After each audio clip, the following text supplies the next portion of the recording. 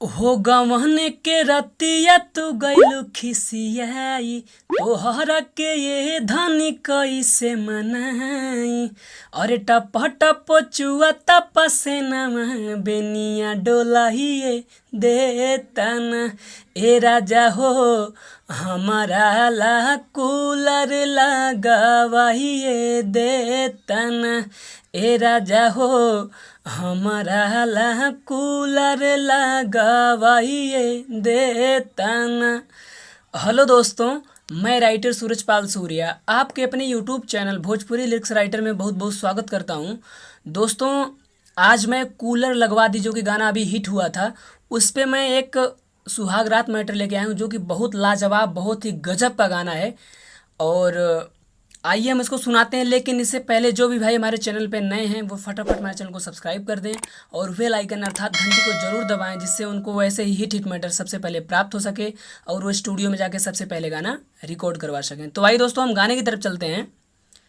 ये duet song है। पहले लड़की बोलेगी यम का मतलब पहले लड़का बोलेगा यम का मतलब मेल, एफ का मतलब फीमेल। ठीक, पहले लड़का बोलेगा काहे खाती हमसे नाराज बाड़ू रनिया, होखा तुहू खुश बाड़ू नया नोहर कनिया। ये दोनों लाइन 2 बार रहेगा। इसके बाद लड़की बोलेगी भीतरी से उठाता गरमिया बेनिया डोलाइए देता ना।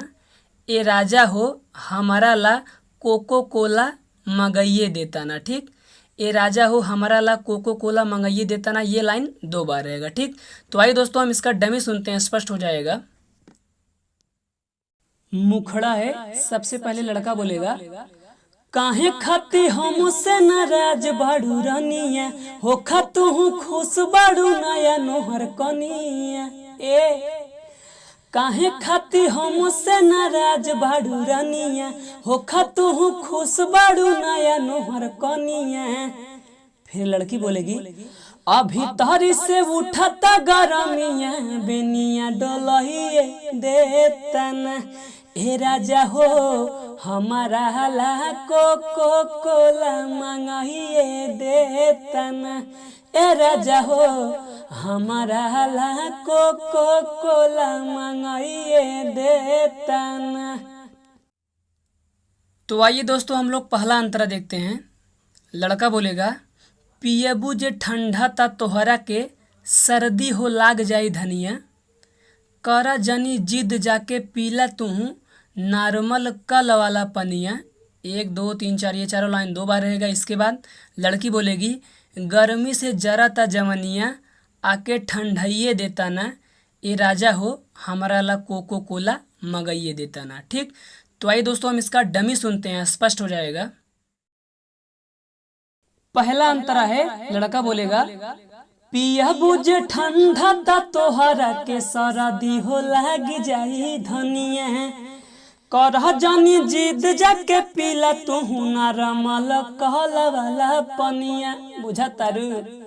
ए पिया बुझे ठंडा ता तोहरा के सरदी हो लाग जाई धनिया, करह जानी जिद जाके पिया तुहू नरमल काला वाला पनिया।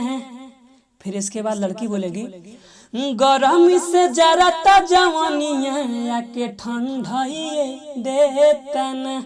ए राजा हो हमारा ला कोको कोला मंगाइए देतन। हे राजा हो हमारा ला कोको कोला मंगाइए देतन।